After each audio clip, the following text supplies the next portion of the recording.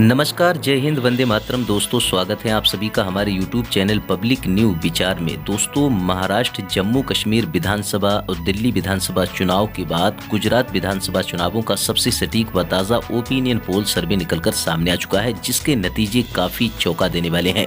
आइए आज की इस ओपिनियन पोल सर्वे के माध्यम से हम जानने की कोशिश करेंगे कि गुजरात में होने वाले आगामी विधानसभा चुनाव में किस पार्टी की बनेगी सरकार और कौन बनेगा गुजरात राज्य का अगला मुख्यमंत्री। प्रधानमंत्री नरेंद्र मोदी के गुजरात राज्य का सबसे सटीक व ताज़ा ओपिनियन पोल सर्वे निकलकर सामने आ चुका है। दोस्तों, आपको बता दें जानकारी के लिए कि गुजरात राज्य में कुल विधानसभा की 182 सीटें हैं और गुजरात राज्य में किसी भी पार्टी को अपनी सरकार बनाने के लिए कम से कम 92 सीटें जीतने की जरूरत होती है।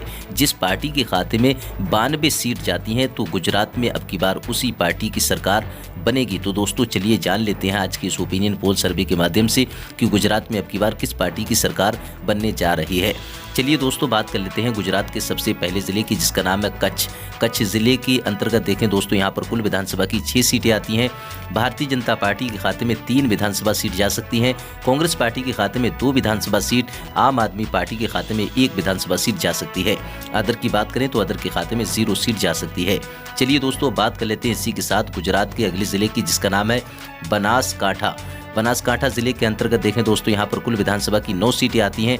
भारतीय जनता पार्टी के खाते में 6 विधानसभा सीट जा सकती हैं। कांग्रेस पार्टी के खाते में 2 विधानसभा सीट, आम आदमी पार्टी के खाते में 1 विधानसभा सीट जा सकती है। अदर की बात करें तो अदर के खाते में 0 सीट जाने की संभावना है। चलिए दोस्तों, बात कर लेते हैं इसी के साथ गुजरात के अगले जिले की, जिसका नाम है पाटन। पाटन जिले के अंतर्गत देखें दोस्तों, यहाँ पर कुल विधानसभा की 4 सीटें आती हैं। 4 विधानसभा सीटों के ताज़ा रुझान देखें तो भारतीय जनता पार्टी के खाते में 2 विधानसभा सीट जा सकती हैं। वहीं कांग्रेस पार्टी के खाते में 2 विधानसभा सीट जा सकती है। आम आदमी पार्टी और अदर की बात करें तो आम आदमी पार्टी और अदर के खाते में 0 सीट जाने की संभावना है। चलिए दोस्तों, बात कर लेते हैं इसी के साथ गुजरात के अगले जिले की, जिसका नाम है मेहसाणा। मेहसाणा जिले के अंतर्गत देखें दोस्तों, यहाँ पर कुल विधानसभा की 7 सीटें आती हैं। 7 विधानसभा सीटों के ताज़ा रुझान देखें तो यहाँ पर आम आदमी पार्टी और अदर के खाते में 0 सीट जा सकती है। कांग्रेस पार्टी के खाते में 1 विधानसभा सीट जा सकती है और बीजेपी की बात करें तो बीजेपी के खाते में 6 सीट जाने की संभावना है। चलिए दोस्तों, बात कर लेते हैं इसी के साथ गुजरात के अगले जिले की, जिसका नाम है साबरकांठा। साबरकांठा जिले के अंतर्गत देखें दोस्तों, यहाँ पर कुल विधानसभा की 4 सीटें आती हैं। भारतीय जनता पार्टी के खाते में 2 विधानसभा सीट जा सकती हैं, तो वहीं कांग्रेस पार्टी के खाते में भी 2 विधानसभा सीट जा सकती हैं। आम आदमी पार्टी और उधर की बात करें तो दोनों पार्टियों के खाते में 0 सीट जाने की संभावना है। चलिए दोस्तों, बात कर लेते हैं इसी के साथ गुजरात के अगले जिले की, जिसका नाम है अरावली। अरावली जिले के अंतर्गत देखें दोस्तों, यहाँ पर कुल विधानसभा की 3 सीटें आती हैं। 3 विधानसभा सीटों के ताज़ा रुझान देखें तो भारतीय जनता पार्टी के खाते में 2 विधानसभा सीट जा सकती है। कांग्रेस पार्टी के खाते में 1 विधानसभा सीट यहाँ पर जा सकती है। आम आदमी पार्टी और अदर की बात करें तो 0 सीट जाने की संभावना है। चलिए दोस्तों, बात कर लेते हैं इसी के साथ गांधीनगर जिले की 5 विधानसभा सीटों के अगर ताज़ा रुझान देखें तो यहाँ पर अदर के खाते में 1 विधानसभा सीट जा सकती है। आम आदमी पार्टी के खाते में 0 सीट जाने की संभावना है। कांग्रेस पार्टी और भारतीय जनता पार्टी की बात करें तो गांधीनगर जिले का जो ताज़ा रुझान निकलकर सामने आया है, देखो तो यहाँ पर कांग्रेस और बीजेपी के बीच कांटे का मुकाबला देखने को मिल सकता है। चलिए दोस्तों, बात कर लेते हैं इसी के साथ अहमदाबाद की। अहमदाबाद के अंतर्गत देखें दोस्तों, यहाँ पर कुल विधानसभा की 21 सीटें आती हैं।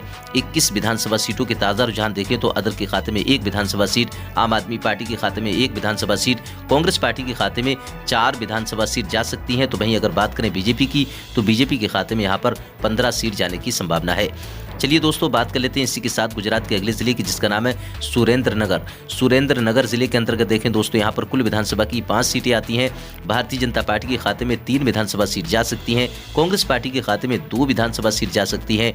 आम आदमी पार्टी और अदर की बात करें तो 0 सीट जाने की संभावना है।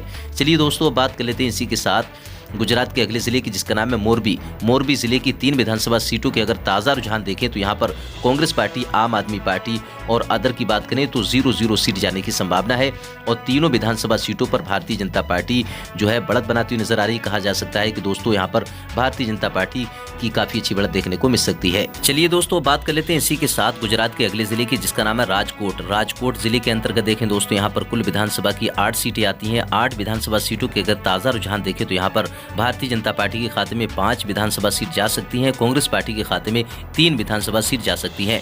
आम आदमी पार्टी और अदर की बात करें तो 0 सीट जाने की संभावना है। चलिए दोस्तों, बात कर लेते हैं इसी के साथ गुजरात के अगले जिले की, जिसका नाम है जामनगर। जामनगर जिले के अंतर्गत देखें दोस्तों यहाँ पर कुल विधानसभा की 5 सीटें आती हैं। भारतीय जनता पार्टी के खाते में 4 विधानसभा सीट जा सकती हैं। कांग्रेस पार्टी के खाते में मात्र 1 सीट जा सकती है। अगर बात करें आम आदमी पार्टी और अदर की तो यहाँ पर 0 सीट जाने की संभावना है। चलिए दोस्तों बात कर लेते हैं इसी के साथ गुजरात के अगले जिले की, जिसका नाम है देवभूमि द्वारका। यहाँ पर देखें 2 विधानसभा सीटें आती हैं। भारतीय जनता पार्टी दोनों विधानसभा सीटों पर यहाँ पर बढ़त बनाती हुई नजर आ रही है। कांग्रेस पार्टी और आम आदमी पार्टी और अदर की बात करें तो 0 सीट जाने की संभावना है। चलिए दोस्तों बात कर लेते हैं इसी के साथ गुजरात के अगले जिले की, जिसका नाम है पोरबंदर।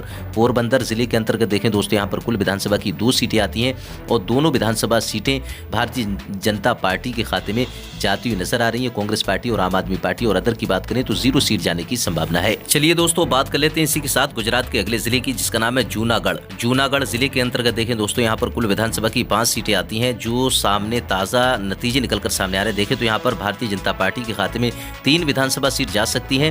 कांग्रेस पार्टी के खाते में 1 विधानसभा सीट जा सकती है। आम आदमी पार्टी के खाते में 0 सीट जाने की संभावना है। अगर अदर की बात करें तो अदर के खाते में भी यहाँ पर 1 विधानसभा सीट जा सकती है।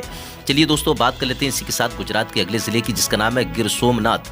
गिर सोमनाथ जिले के अंतर्गत देखें दोस्तों यहाँ पर कुल विधानसभा की 4 सीटें आती हैं। भारतीय जनता पार्टी यहाँ पर 4 विधानसभा सीटों पर बढ़त बनाती हुई नजर आ रही है। कांग्रेस पार्टी 0 सीट पर, आम आदमी पार्टी के खाते में 1 विधानसभा सीट जा सकती है। अदर की बात करें तो अदर के खाते में 0 सीट जाने की संभावना है। चलिए दोस्तों बात कर लेते हैं इसी के साथ गुजरात के अगले जिले की, जिसका नाम है अमरेली। अमरेली जिले के अंतर्गत देखें दोस्तों यहाँ पर कुल विधानसभा की 5 सीटें आती हैं। भारतीय जनता पार्टी और कांग्रेस पार्टी की बात करें तो 2 विधानसभा सीट जाती हुई नजर आ रही है। आम आदमी पार्टी के खाते में 1 विधानसभा सीट जा सकती है और अदर की बात करें तो 0 सीट जाने की संभावना है। चलिए दोस्तों बात कर लेते हैं इसी के साथ गुजरात के अगले जिले की, जिसका नाम है भावनगर। भावनगर जिले के अंतर्गत देखें दोस्तों यहाँ पर कुल विधानसभा की 7 सीटें आती हैं। 7 विधानसभा सीटों के अगर ताजा रुझान देखें तो भारतीय जनता पार्टी के खाते में यहाँ पर 5 विधानसभा सीट जा सकती हैं। कांग्रेस पार्टी के खाते में 2 विधानसभा सीट जा सकती हैं। आम आदमी पार्टी की बात करें और अदर की बात करें तो दोनों पार्टियों के जो है अदर और आम आदमी पार्टी के बीच 0 सीट जाने की संभावना है। चलिए दोस्तों बात कर लेते हैं इसी के साथ गुजरात के अगले जिले की, जिसका नाम है बोटाड़। बोटाड़ जिले के अंतर्गत देखें दोस्तों यहाँ पर कुल विधानसभा की 2 सीटें आती हैं और दोनों विधानसभा सीटें भारतीय जनता पार्टी के खाते में जाती हुई नजर आ रही है। कांग्रेस पार्टी और आम आदमी पार्टी के खाते में और अदर के खाते में 0 सीट जाने की संभावना है। चलिए दोस्तों बात कर लेते हैं इसी के साथ गुजरात के अगले जिले की, जिसका नाम है आणंद। आणंद जिले के अंतर्गत देखें दोस्तों यहाँ पर कुल विधानसभा की 7 सीटें आती हैं। भारतीय जनता पार्टी के खाते में 4 विधानसभा सीट जा सकती हैं। यहाँ पर कांग्रेस पार्टी के खाते में 2 विधानसभा सीट जा सकती है। आम आदमी पार्टी के खाते में 0 सीट और अदर की बात करें तो अदर के खाते में यहाँ पर 1 सीट जाने की संभावना है।